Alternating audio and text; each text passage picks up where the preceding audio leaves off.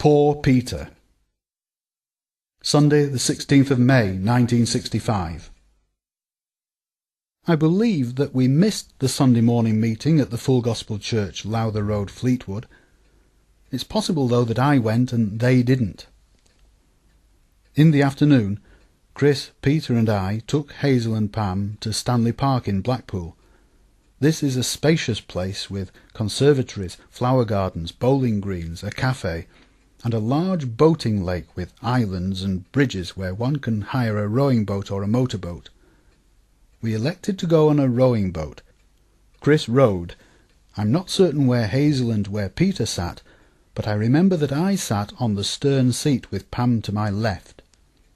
And when I tentatively put my arm round Pam's shoulders, she didn't object. I looked over to Chris, who was noting my action with interest, and grinned. Then a seagull shat on her. She started in horror, screaming, with all this greenish slime spattered down her front.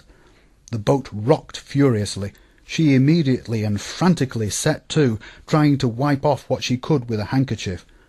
I probably helped her in her efforts to remove it from the short white jacket she was wearing, being naturally and very tenderly concerned for her welfare. This is the sort of kind-hearted and considerate person that I am. Perish the thought that I might get some kind of cheap thrill from physical contact with her. In the evening I caught the 5 to 6 bus outside my house to Fleetwood.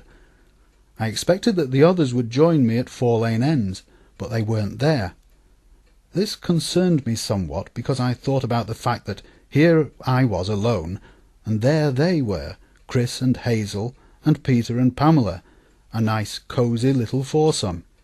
I got off the bus in Poulton Road, near the entrance to Lowther Road, and impatiently and anxiously waited the quarter of an hour for the next bus to arrive. To my relief they were on it, and we all went into the church just after the meeting had started. Afterwards we all went to Chris's house, into the front lounge. Pam sat on the settee, and Peter went and sat next to her, which as far as I was concerned was an unwelcome move. But my concealed indignation at that was matched by my pleasure when, after some time, Pam leaned over Peter and said to me quietly, "Can we go for a walk?" So we all left Chris's house and strolled back to my place.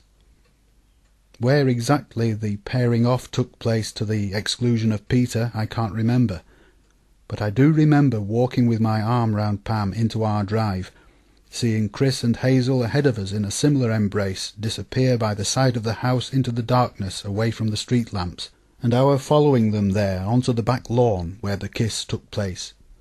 I seem to remember that it was a chilly night. Peter then was nowhere to be seen. Pam made a suggestion for a solution to the problem of Peter. What about Elizabeth, she said. Elizabeth was Hazel and Pam's cousin, Pastor Barrett's daughter. I thought not. She was only 13, and her puppy fat made her not quite fanciable. Peter later told me that he'd followed us down the drive as far as the back garden, and had picked up a half-brick he found, but then he'd thought, "Don't be stupid," put it down and cleared off home.